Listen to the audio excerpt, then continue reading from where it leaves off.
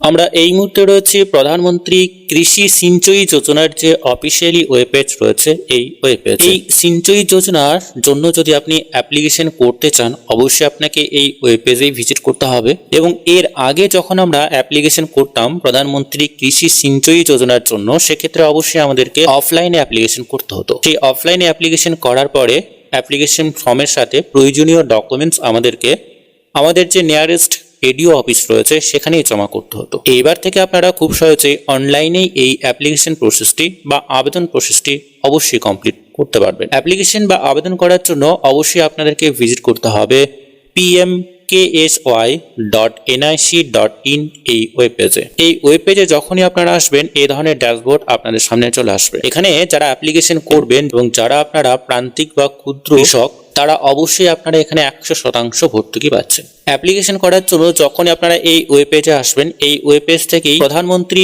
কৃষি সিঞ্চয়ী যোজনা সম্পর্কে বিস্তারিত তথ্য আপনারা এখান থেকেও পেয়ে যাবেন। অবশ্যই এই দুই ধরনের অ্যাপ্লিকেশন আমরা এখানে করতে পারবো।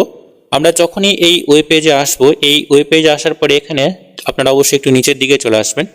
এখানে কৃষক নিবন্ধন রয়েছে অর্থাৎ রেজিস্ট্রেশন রয়েছে। আমরা এখান থেকে অবশ্যই রেজিস্ট্রেশন প্রসেসটি কমপ্লিট করতে পারবো। তারপরে রয়েছে কৃষক আইডি রয়েছে। তারপরে এখানে আপনারা একটু নিচের দিকে চলে আসবেন, আবেদনের যে অবস্থা বা স্ট্যাটাস আমরা চেক করতে পারবো যে আপনার অ্যাপ্লিকেশন অ্যাপ্রুভ হয়েছে বা পেন্ডিংয়ে রয়েছে বা রিজেক্ট হয়েছে। এছাড়াও আপনারা যদি নিচের দিকে চলে আসেন এখানে স্কিম স্ট্যাটাস বলে একটা অপশন রয়েছে। এখানে যদি আপনারা ক্লিক করেন সেই স্কিমের স্ট্যাটাস আপনারা চেক করতে পারবেন। ভর্তুকির বিবরণ যদি আপনি দেখতে চান সেক্ষেত্রে এখানে ক্লিক করলে খুব সহজেই আপনি ভর্তুকির বিবরণ এখান থেকে দেখে নিতে পারবেন।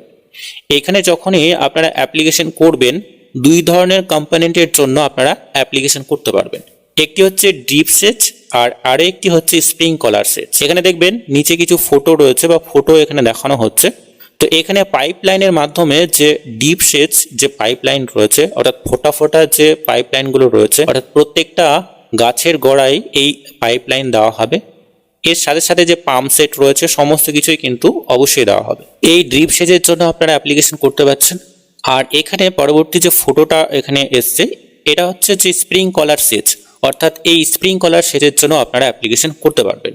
এখানে দু ধরনের অ্যাপ্লিকেশন খুব সহজেই কিন্তু আপনারা সম্পন্ন করতে পারবেন।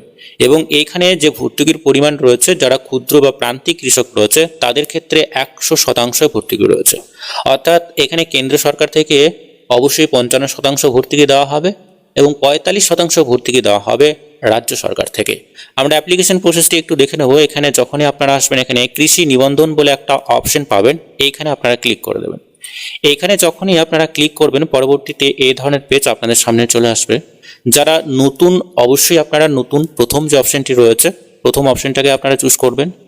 প্রথম যে অপশনটি রয়েছে এইটাকে চুজ করার পরে আপনারা অবশ্যই একটু নিচের দিকে চলে আসবেন। নিচের দিকে দেখবেন এখানে বিভাগ রয়েছে বা ক্যাটাগরি রয়েছে। আমরা এখানে হর্টিকালচার বা কৃষি অবশ্যই এটাকে আপনাকে চুজ করে নিতে হবে। তারপরে এখানে আর্থিক যে বছর রয়েছে অর্থাৎ 2024-25 এই মুহূর্তে চলছে, তো আমরা এই 2024-25টাকেই রাখবো। তারপরে আপনারা খুব সহজেই এই অ্যাপ্লিকেশন প্রসেসটি কমপ্লিট করতে পারবেন। এখানে যে কৃষক রয়েছে তার বিবরণ অবশ্যই দিতে হবে।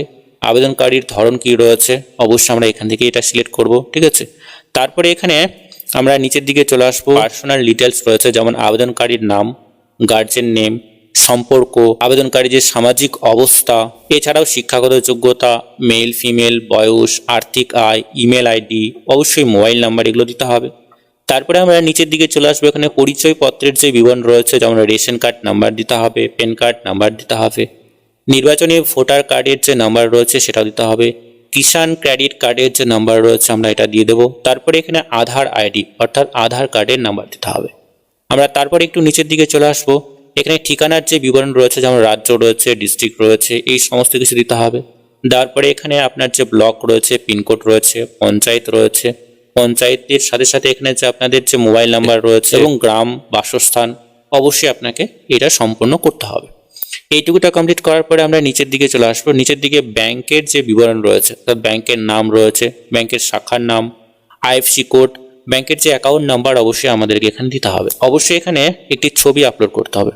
অনুগ্রহ করে এখানে জেপিজি বা পিএনজি ফরম্যাটে অবশ্যই 200 কেবির চেয়ে কম একটি ছবি এখানে আপলোড করতে হবে। ছবি আপলোড করার পরে এখানে জমা দিন বলে একটা অপশন পাবেন অর্থাৎ সাবমিটের অপশন পাবেন।